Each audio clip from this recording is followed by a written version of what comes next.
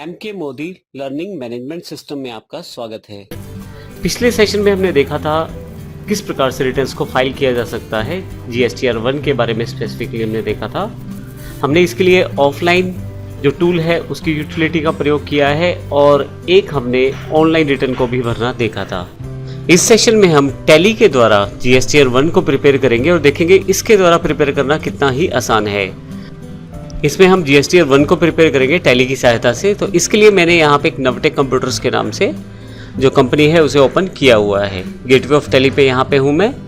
यहाँ से सबसे पहले आप डिस्प्ले पे आ जाएं, उसके पश्चात स्टैट्यूटरी रिपोर्ट्स पे आएँ, यहाँ पे जीएसटी को ओपन करें और यहाँ आपके पास जीएसटी रिपोर्ट्स में तीनों रिटर्न्स की इन्फॉर्मेशन है, जीएसटीआर 1, 2 और 3B। तो यहाँ क्योंकि मुझे अभी 1 फाइल करनी है मान लीजिए, तो मैं 1 को क्लिक कर लेता हूँ। जैसे आप 1 को क्लिक करेंगे आपके पास एक जीएसटीआर 1 की रिटर्न समरी, ये हम काफ़ी सारे प्रैक्टिकल एग्जांपल्स में भी देख चुके हैं, वो सारी यहाँ पे दिखाई देनी शुरू हो जाएगी। यहाँ पे ऊपर बताया जाएगा कि टोटल कितने वाउचर है, रिटर्न्स में कितने इंक्लूड किए गए हैं, कितने रेलेवेंट नहीं है रिटर्न्स के लिए, और अगर कोई मिसमैच वाउचर है तो वो भी यहाँ पे शो किया जाएगा, जो कि अभी 0 दिखा रहा है। इसका अर्थ हमारे सभी वाउचर जो वाउचर हमारे रिटर्न में शामिल होने चाहिए वो सारे हो चुके हैं। नीचे की तरफ हर एक सेगमेंट में, क्योंकि अब आप इन सब चीज़ों को अच्छी तरह से समझ सकते हैं, B2B अर्थात रजिस्टर्ड बिजनेस से रजिस्टर्ड बिजनेस को जो सेल्स की गई है, B2C जिसमें बिजनेस से कस्टमर की तरफ 2.5 लाख से ऊपर वाली सेल्स, B2C स्मॉल इनवॉइसेस की सेल्स, क्रेडिट डेबिट नोट्स और नीडेटेड इनवॉइसेस। ये मैंने एग्जांपल्स पिछले सेशन में नवटेक कंप्यूटर के साथ करके देखे हुए हैं। ये एग्जांपल्स हमने पहले शामिल किए हुए हैं पिछली एक्सरसाइजेस, पिछले वीडियो से आप इन्हें देख सकते हैं किस प्रकार से इन्हें एंट्रीज वाइज किया गया है। तो अब यहाँ पे आप 2 तरह की डिटेल आराम से निकाल सकते हैं। सबसे पहले यदि आप चाहें तो यहाँ पे वाउचर वाइज डिटेल को एक्सपोर्ट कर सकते हैं और चाहें तो पूरा का पूरा रिटर्न ही आप यहाँ से क्रिएट कर सकते हैं। हम दोनों चीज़ें देख लेते हैं। सबसे पहले यदि आप B2B इनवॉइसेस का यहाँ से वाउचर वाइज डिटेल चाहते हैं, क्योंकि हमें B2B इनवॉइसेस नंबर्स के अकॉर्डिंग हर एक वाउचर की डिटेल के साथ अपलोड करने हैं, तो इस केस में आप B2B इनवॉइसेस को ओपन करें, एक्सपोर्ट पे जाएं। यहाँ से आपसे टैली के द्वारा पाथ मांगा जाएगा, जहां आप इस जो एक्सेल की फाइल जनरेट की जाएगी उसको सेव कर सकते हैं। एक्सेल की फाइल से हम फिर अपनी ऑफलाइन यूटिलिटी से इंपोर्ट करते हुए इसे आसानी से सभी इनवॉइसेस को अपलोड कर सकते हैं। ये जानकारी हम पिछले सेशन में ले चुके हैं, जहां हमने ऑफलाइन यूटिलिटी को प्रयोग करते समय इंपोर्ट किया था एक्सेल। तो अब टैली आपको एक्सेल तैयार करके दे देगा और वहाँ से ऑफलाइन यूटिलिटी का प्रयोग करते हुए आप उसे इंपोर्ट करके आसानी से जेसन फाइल बना सकते हैं, जिससे फिर बाद में आप अपनी रिटर्न फाइल कर सकते हैं। तो अगर आप वाउचर वाइज, जैसे मैंने यहाँ देखा है वाउचर वाइज B2B खोला है ऑप्शन, इसकी जो डिटेल तैयार करनी है एक्सेल में, तो इसके लिए आप एक्सपोर्ट ऑप्शन पे क्लिक करें, आपके पास ये ऑप्शन अवेलेबल हो जाएंगे। अभी अगर मैं इसे येस कर दूंगा तो डिफ़ॉल्ट पाथ जो है वहीं पे सारा का सारा फाइल तैयार हो जाएगा। अभी मैं इसे नो कर रहा हूँ। आप सेटिंग चेंज कर सकते हैं, जैसे ऑल लैंग्वेजेस, फॉर्मेट कौन सा चाहिए एंटर करते हुए, जैसे आप JPG, PDF, XML ले सकते हैं। हालांकि हमें एक्सेल चाहिए क्योंकि ऑफलाइन यूटिलिटी, उससे हम आसानी से एक्सेल स्प्रेडशीट को इंपोर्ट कर सकते हैं।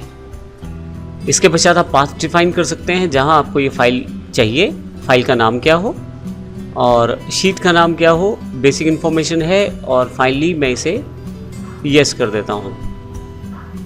तो जैसे ही आप ये देखेंगे कि आपके पास एक एक्सेल फाइल ओपन हो जाएगी और आपको वो सारी डिटेल बिल वाइज देना शुरू कर देगी, जिसमें आपके पास जो आपने सेल्स सप्लाई की थी उसकी इन्फॉर्मेशन यहाँ पे with GSTR number, with state, voucher type, voucher का नंबर क्या है, टैक्सेबल वैल्यू क्या है, अगर IGST इम्प्लीमेंटेड है तो उसका अमाउंट क्या है, और अगर CGST, SGST इम्प्लीमेंटेड है तो उसका अमाउंट क्या है, टोटल टैक्स अमाउंट क्या है, इनवॉइस अमाउंट क्या है, कंप्लीट डिटेल आपके पास यहाँ अवेलेबल हो जाती है। तो ये पहला तरीका है, आप वाउचर वाइज पूरा का पूरा डिटेल ले सकते हैं टैली से। मैं अभी इसे क्लोज कर देता हूँ, एस्केप करके थोड़ा सा बाहर आ जाता हूँ। अब मान लीजिए मुझे पूरा का पूरा जीएसटीआर 1 ही तैयार करना है, तो ऐसे केस में मैं यहाँ से ई रिटर्न पर चला जाऊँगा। जो आपके पास बटन बार राइट हैंड साइड पे दी गई है, वहाँ से ई रिटर्न को क्लिक कर लें।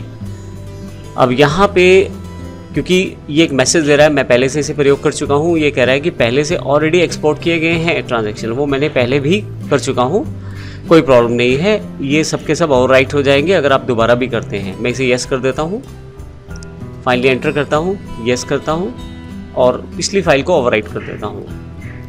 अब यहाँ पे GSTR 1 की पूरी डिटेल को टैली खुद जनरेट करेगा और आपको यह बनाकर देगा पूरा का पूरा डेटा। अब यहाँ नीचे, क्योंकि पिछले सेशन में हमने देखा था कि ऑफलाइन जो एक्सेल की फाइल थी, जो सैम्पल फाइल हमने देखी थी, जो ऑफलाइन सेटअप टूल के साथ हमारे पास अवेलेबल हुई थी, उसमें इस तरह की शीट्स थी, B2B, B2BA, B2CL, B2CLA, B2CS इत्यादि। अब मैं B2B की बात करता हूँ, बिजनेस से बिजनेस ट्रांजैक्शन के लिए। तो यहाँ पे रजिस्टर्ड बिजनेस से रजिस्टर्ड बिजनेस ट्रांजैक्शन में आप देखेंगे कि लगभग सब कुछ टैली ने आपको दे दिया है तैयार करके। जैसे कि GSTN का पूरा डिटेल्स है, इनवॉइस नंबरिंग है, इनवॉइस डेट है, टोटल इनवॉइस वैल्यू क्या है, प्लेस ऑफ सप्लाई इत्यादि इत्यादि, ये सब चीज़ें यहाँ पे दे दी गई हैं। तो अब केवल आपको करना ये है कि ऑफलाइन यूटिलिटी के साथ इसको इंपोर्ट करें, जेसन फाइल क्रिएट करें और अपनी रिटर्न अपलोड कर लें। तो इस तरह से आपके पास बड़ा आसान है GSTR 1 को क्रिएट करना टैली के द्वारा। तो इस सेशन में हमने सीखा कि GSTR 1 को हम टैली से किस प्रकार से तैयार कर सकते हैं। अगले सेशन में हम GSTR 3B की बात करने वाले हैं, उसको किस प्रकार से ऑनलाइन फिल किया जा सकता है। धन्यवाद।